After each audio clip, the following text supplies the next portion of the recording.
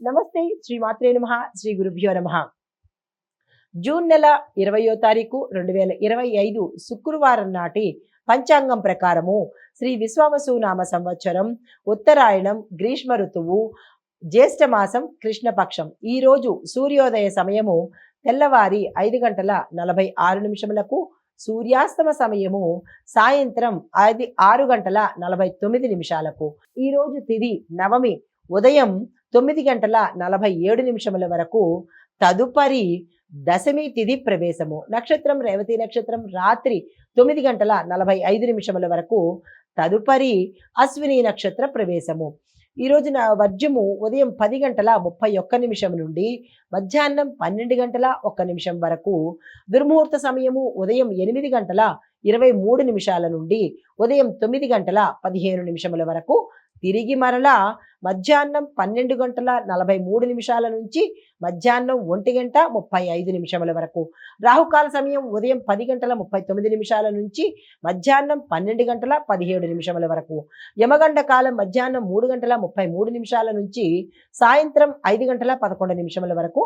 బ్రహ్మముహూర్త సమయం తెల్లవారుజామున 4:10 నుంచి తెల్లవారి 4:58 వరకు.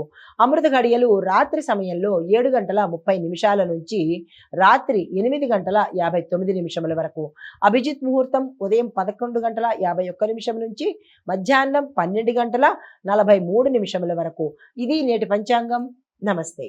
తదుపరి రాశి మకర రాశి. ఈ రాశి వారి యొక్క గ్రహస్థితులు: సూర్యుడు మకరంలోను, చంద్రుడు మకరంలోను, బుధుడు కూడా మకరంలోను సంచారం చేస్తున్నారు. ఫలితాలు: ఉద్యోగంలో పురోగతి, ఆర్థిక స్థితి మెరుగుపడుతుంది, ఆకస్మిక ధన ప్రాప్తి రావడము, వ్యాపారంలో వృద్ధి కనిపిస్తోంది. అయితే మీకు చెప్పదగిన సూచన, ఏదైనా మీ ఇష్టదేవానికి సంబంధించినటువంటి ఆలయ సందర్శనం తప్పనిసరిగా చేసుకోండి. తదుపరి రాశి కుంభరాశి. కుంభరాశి వారి యొక్క గ్రహస్థితులు: సూర్యుడు, చంద్రుడు, బుధుడు కుంభరాశిలో సంచారం చేస్తున్నారు. ఈ సంచార ఫలితాలు: స్నేహితుల సహాయ సహకారాలు మీకు సమయానికి అందుబాటులోకి వస్తాయి. ఉద్యోగంలో కానీ వ్యాపారంలో కానీ మీ యొక్క పరిస్థితులు మెరుగుపడే అవకాశం కనబడుతోంది. కుటుంబంలో అలజడి ఎక్కువగా ఉంటుంది. భార్యాభర్తలకు సంబంధించి కానీ బంధుమిత్రులకు సంబంధించి కానీ విభేదాలు వచ్చే అవకాశం కనబడుతోంది. జాగ్రత్తలు తీసుకోండి.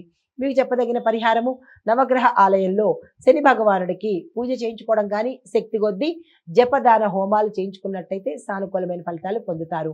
తదుపరి రాశి మీనరాశి. ఈ రాశి వారి యొక్క గ్రహస్థితులు: సూర్యుడు మీనంలోను, చంద్రుడు, బుధుడు కూడా మీనరాశిలో సంచారం చేస్తున్నారు. వీటి యొక్క ఫలితాలు: ఆర్థిక లాభాలు ఉండబోతున్నాయి. ఆరోగ్యం కూడా బాగుంటుంది.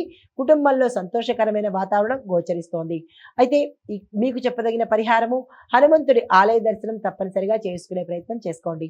ఇది ఈ రాశిలో మేషాది ద్వాదశ రాశుల వారికి చెప్పదగిన గ్రహస్థితులు, పరిహారాలు, సూచనలు. నమస్తే.